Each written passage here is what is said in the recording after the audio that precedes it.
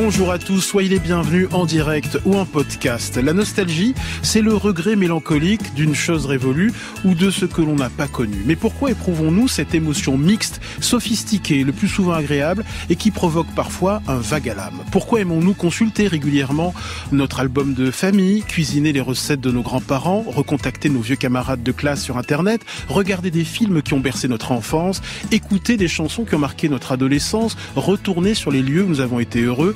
Pourquoi éprouvons-nous ces doux regrets à l'évocation d'un passé que nous avons parfois tendance à mythifier? Et pourquoi sommes-nous parfois nostalgiques d'une époque que l'on n'a pas connue? Vous verrez ce matin quels sont les bienfaits de la nostalgie, preuve scientifique à l'appui, en collaboration avec le mensuel Cerveau et Psycho. Pour nous éclairer ce matin, l'écrivain Benoît Dutertre. De quoi êtes-vous nostalgique? Pensez-vous, au contraire, comme l'écrivain Gao Qingjian, que la nostalgie est un poison? N'hésitez pas à nous dire ce qui vous inspire de la nostalgie au 01 45 24 7000 sur l'appli France Inter et sur la page Facebook de Grand Bien vous fasse. France Inter. Grand Bien vous fasse. Ali Rébéi.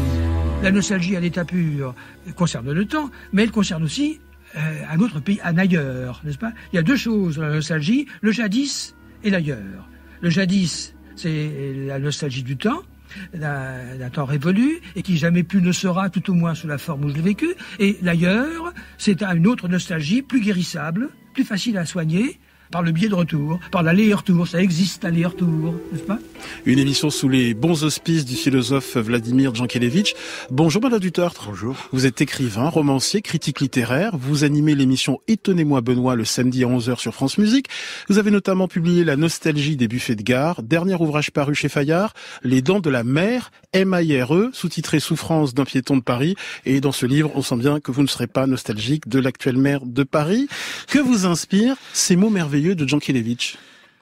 Il parle de la poésie, de la nostalgie. Je crois que c'est la première chose. Je vais écouter ce que disait Laetitia Gaillet à l'instant aussi. Avant l'émission. Je ne suis nostalgique de rien, c'est le passé. Moi, je pense que le passé est aussi intéressant que l'avenir, en fait. Ni plus ni moins, d'une certaine façon. Je pense qu'on vit pas toujours tendu, projeté vers l'avenir, mais on vit entre le passé et l'avenir. Et peut-être aussi que plus on vieillit, d'une certaine façon, plus la balance change. C'est-à-dire que ce qui nous reste à vivre étant plus court que ce qu'on a vécu, d'une certaine façon, le passé prend encore plus de poids et d'intérêt que l'avenir. Et moi, j'aime bien cette idée de vivre entre les deux. Et j'aime bien cette idée aussi que le voyage dans le passé est aussi intéressant que le voyage dans l'avenir. Le passé, l'histoire, ça fourmille d'éléments qui peuvent nourrir nos rêves, nos pensées, nos inspirations. Et il me semble d'ailleurs que quand on est écrivain, d'une certaine façon, ou artiste, il y a souvent un moteur qui est aussi de l'ordre de la nostalgie. C'est-à-dire qu'on a envie de sauver, de pérenniser des petites choses qu'on a vécues, qui ont été merveilleuses. On peut aussi parler des drames qu'on a vécus, mais on a envie de sauver toutes ces choses fragiles qui vont disparaître avec nous. Voilà, d'en garder une trace au moins par l'écrit, par la peinture, par tout ce qu'on peut imaginer, par le cinéma.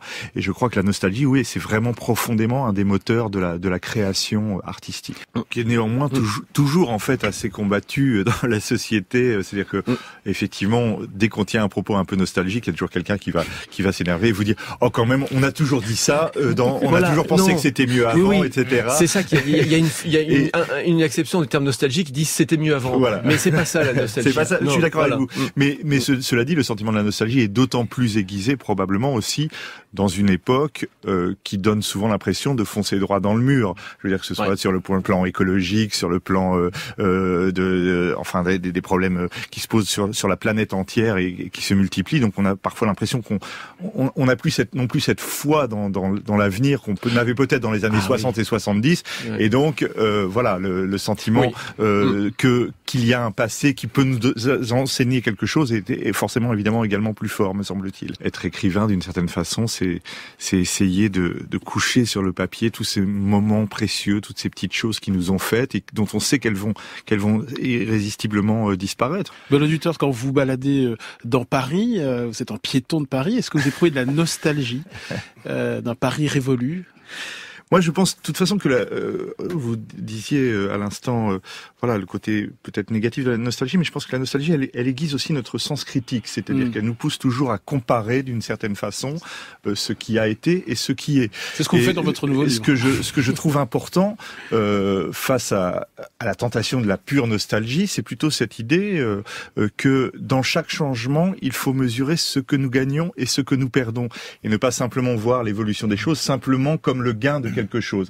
Et la nostalgie, je pense que c'est un sentiment, quand on l'a assez fortement, y compris en me baladant dans les rues de Paris, qui me permet de comparer qu'est-ce que j'ai gagné, qu'est-ce que j'ai perdu, par exemple, dans toute cette politique qui est faite pour rendre les circulations douces et la vie plus agréable sur le trottoir parisien. Moi, je pense que j'ai perdu le goût de déambuler tranquillement dans des rues un petit peu désertes, ou sans avoir des trottinettes ou des vélos qui me foncent dessus. Là, j'ai perdu quelque chose. Peut-être on a gagné autre chose en même temps.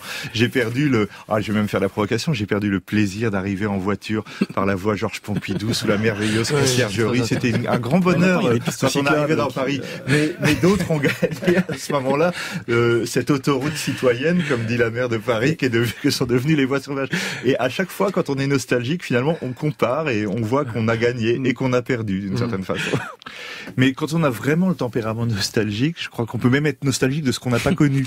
Ça, j'aime beaucoup aussi. Par exemple, moi, je suis arrivé à Paris en 1979-80. Il y avait le trou des Halles qui était béant à l'époque.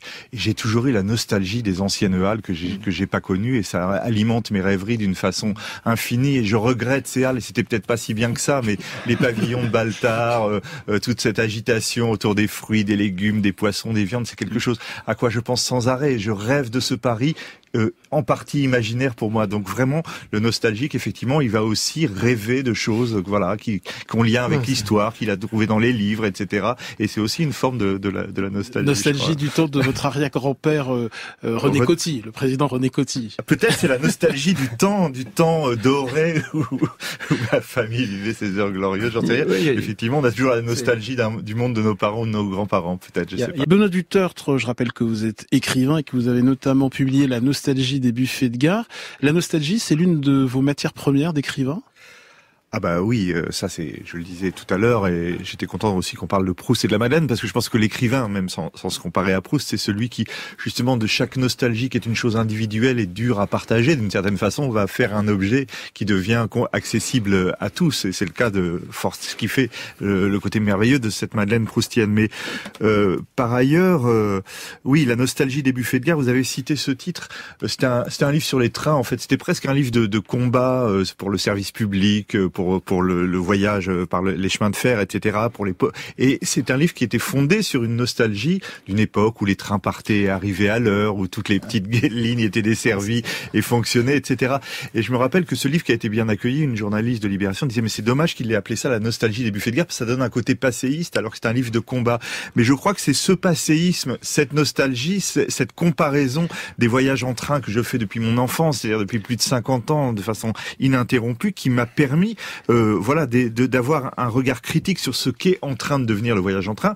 Et résultat, pour moi, c'est une nostalgie, mais d'une certaine façon, c'est une avant-garde aussi, puisqu'on sait aujourd'hui qu'on devrait tout faire pour renouer avec la desserte, le maillage ferroviaire, les trains de nuit, pourquoi pas, à la place des avions, etc. Tout ce qu'on a liquidé au nom du progressisme, moi, je veux le réhabiliter au nom de la nostalgie. Et il se trouve que cette nostalgie, elle va au-delà de tout ce que nous devrions faire au nom, paraît-il, du développement durable, etc. etc. Et cette nostalgie ne s'oppose pas à l'idée de progrès.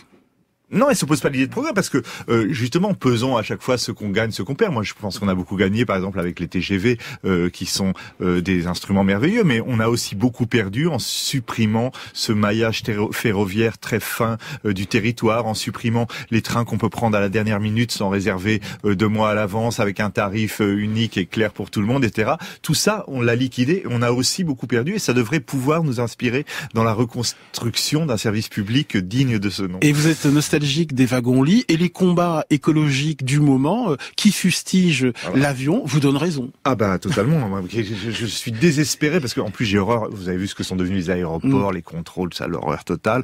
Moi, partir de Paris, me coucher et me lever dans une autre ville d'Europe le lendemain matin, c'est quand même une des choses les plus merveilleuses que j'ai vécues et j'y suis attaché. Je ne peux plus le faire que pour aller à Venise. Tout le reste a été supprimé. C'est quand même un petit peu dommage.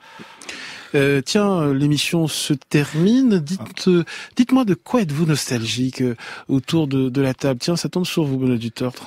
Ah moi, je vous ai dit, on peut être nostalgique de tout. Alors moi qui ai grandi au Havre, par exemple, je suis nostalgique de l'époque où la plage était couverte de pétrole et de baraques à frites, alors qu'elle est beaucoup plus belle aujourd'hui, mais sauf que c'était mon enfance. Et j'aimerais terminer avec cette remarque de Frédéric qui nous dit « Chaque fois que quelqu'un dit c'était mieux avant, j'entends j'étais mieux avant ». Merci à tous d'être venus. Merci Benoît Dutertre. La nostalgie des buffets de gare est publiée chez Payot. Je pense que c'est l'un de vos meilleurs essais. Et on peut lire également Les Dents de la Mer, M-A-I-R-E. C'est chez Fayard.